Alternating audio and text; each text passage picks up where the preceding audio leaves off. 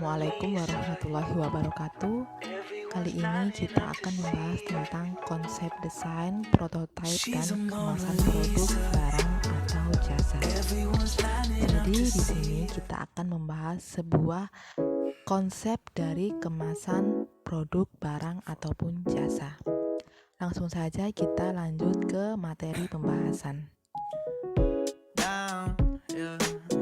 Pertama kita akan membahas tentang pengertian prototipe produk. Prototipe produk adalah bentuk dasar dari sebuah produk, merupakan tahapan yang sangat penting dalam rencana pembuatan produk karena menyangkut keunggulan produk yang akan menentukan kemajuan suatu usaha di masa mendatang. Dikatakan sebagai tahapan yang sangat penting karena prototipe dibuat untuk diserahkan kepada pelanggan agar pelanggan dapat mencoba kinerja prototipe tersebut. Selanjutnya, jika pelanggan memiliki komplain atau masukan mengenai prototipe tersebut, maka industri mendokumentasikannya untuk proses perbaikan prototipe tersebut. Lalu yang kedua, tahapan-tahapan membuat prototipe produk. Yang pertama ada pendefinisian produk. Merupakan penerjemahan konsep yang berhubungan dengan kebutuhan dan perilaku konsumen. Yang kedua ada working model. Dibuat tidak harus mempresentasikan fungsi produk secara keseluruhan dan dibuat pada skala yang seperlunya saja. Working model juga dibangun untuk menguji parameter fungsional dan membantu perancangan prototipe rekayasa. Selanjutnya ada prototipe rekayasa atau engineering prototype.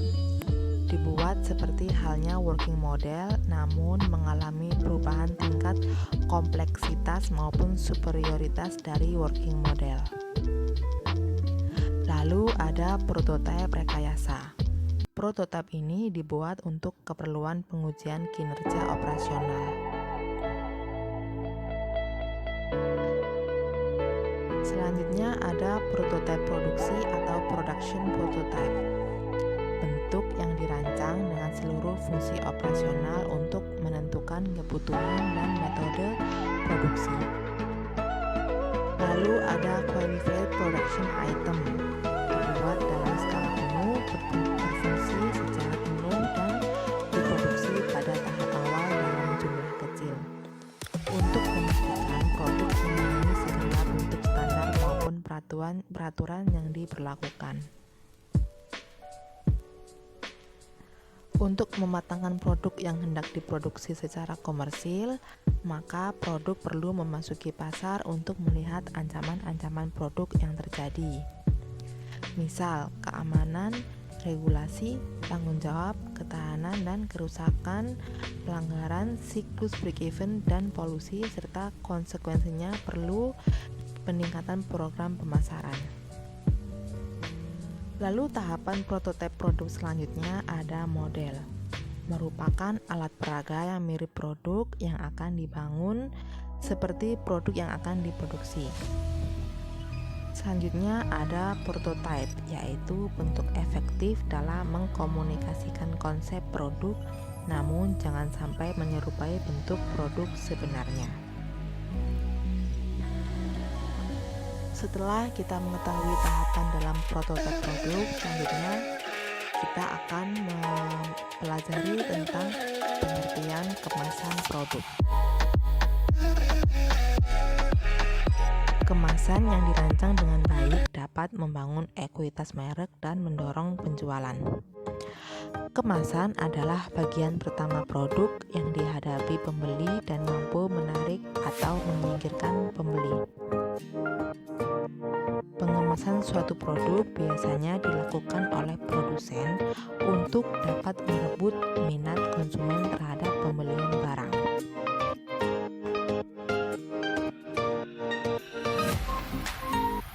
Selanjutnya ada fungsi kemasan produk. Fungsi kemasan produk menurut Shimamura yaitu ada dua, adalah fungsi protektif. berkenaan dengan proteksi produk, perbedaan iklim, prasarana transportasi, dan saluran distribusi. Dengan pengemasan protektif, para konsumen tidak perlu harus menanggung resiko pembelian produk rusak ataupun cacat. Selanjutnya ada fungsi promosional. Peran kemasan pada umumnya dibatasi pada pelindungan produk. Namun, kemasan juga digunakan sebagai sarana promosional. Menyangkut promosi, perusahaan mempertimbangkan preferensi konsumen menyangkut warna, ukuran, dan penampilan. Lalu ada fungsi kemasan produk menurut Kotler. Terdapat 4 fungsi, yaitu self-service.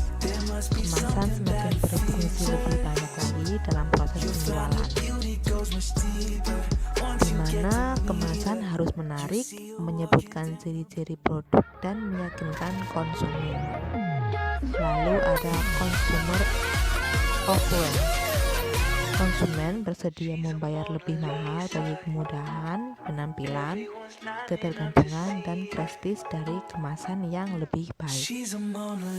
Lalu yang ketiga ada company and brand image. Perusahaan mengenal baik kekuatan yang dikandung dari kemasan yang dirancang dengan cermat dalam mempercepat konsumen mengenali merek produk. Lalu yang keempat ada innovational opportunity, yaitu cara kemasan yang inovatif akan bermanfaat bagi konsumen dan juga memberikan keuntungan bagi produsen. Selanjutnya, fungsi kemasan produk. Selain berfungsi sebagai media pemasaran, kemasan produk juga memiliki beberapa fungsi lain, yaitu sebagai melindungi produk dalam pergerakan, lalu memberikan cara yang menarik untuk menarik minat pembeli, dan kombinasi dari keduanya yaitu marketing dan logistik, di mana kemasan menjual produk dengan menarik perhatian dan mengkomunikasikannya. Selanjutnya ada tujuan kemasan produk. Menurut Lau dan Kimber, kemasan memiliki beberapa tujuan, yaitu physical production, melindungi objek dari suhu, getaran, guncangan, tekanan, dan sebagainya. Lalu ada barrier protection, melindungi dari hambatan oksigen, uap air, debu, dan sebagainya.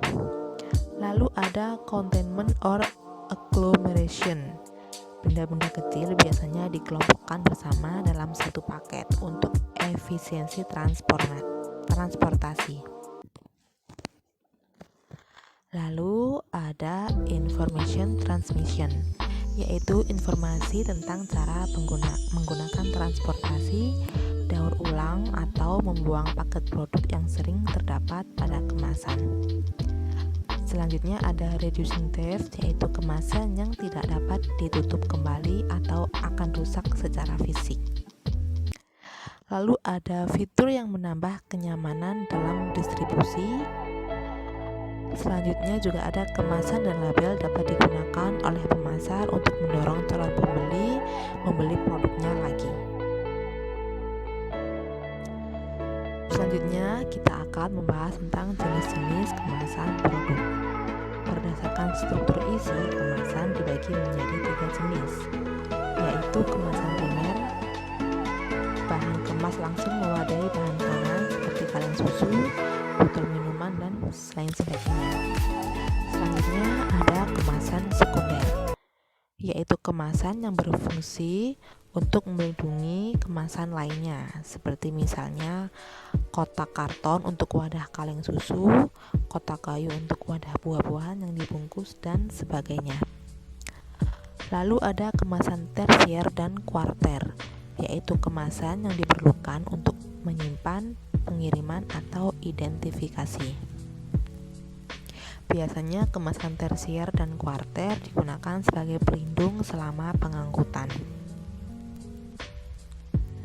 Lalu berdasarkan frekuensi pemakaiannya, kemasan dibagi menjadi 3 jenis, yaitu kemasan sekali pakai atau disposable, yaitu kemasan yang langsung dibuang setelah satu kali dipakai. Contohnya seperti bungkus plastik, bungkus permen, bungkus daun, makanan kaleng, dan sebagainya. Lalu ada kemasan yang dapat dipakai berulang kali atau multi-trip. Kemasan jenis ini umumnya tidak dapat dibuang oleh konsumen, akan tetapi dikembalikan lagi pada agen penjual untuk kemudian dimanfaatkan ulang. Contohnya botol minuman bersoda atau botol kecap. Lalu ada kemasan yang tidak dibuang, yaitu semi-disposable. Kemasan ini biasanya digunakan untuk kepentingan lain di rumah konsumen setelah dipakai. Contohnya kaleng biskuit, kaleng susu, atau berbagai jenis botol. Selanjutnya, jenis kemasan berdasarkan tingkat kesiapan pakai dibagi menjadi dua jenis, yaitu kemasan siap pakai, bahan kemas yang siap untuk diisi dengan bentuk yang telah sempurna sejak keluar dari pabrik. Contohnya adalah botol, kaleng, dan sebagainya. Lalu ada kemasan siap dirakit, yaitu kemasan yang masih memerlukan tahap perakitan sebelum pengisian. Misalnya wadah yang terbuat dari kertas foil atau plastik. Nah, berikut adalah contoh-contoh prototipe desain produk. Yang pertama adalah contoh tempat minuman yang dibentuk sedemikian rupa untuk menarik minat pembeli, juga tempat tisu dibentuk seperti buah-buahan untuk menarik minat pembeli. Lalu yang kedua ini adalah contoh untuk prototipe desain produk untuk makanan. Nah, di sini juga ada sketsa bagaimana desain produk tersebut bisa terbentuk.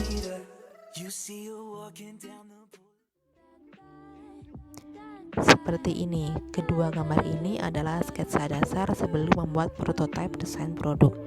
Jadi bagaimana kemasan produk tersebut bisa berbentuk limas atau segitiga kerucut seperti ini, yaitu ada desainnya seperti ini, sketsa seperti ini. Jadi langkah-langkah pembuatannya. Nah, seperti ini juga perancangan gambar untuk desain produk. Sebelum membuat sebuah produk, pastinya kita akan merancang atau membuat sketsa dasarnya seperti dulu.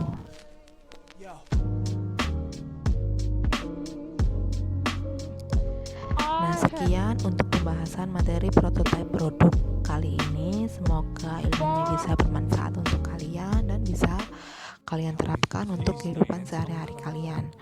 Wassalamualaikum warahmatullahi wabarakatuh.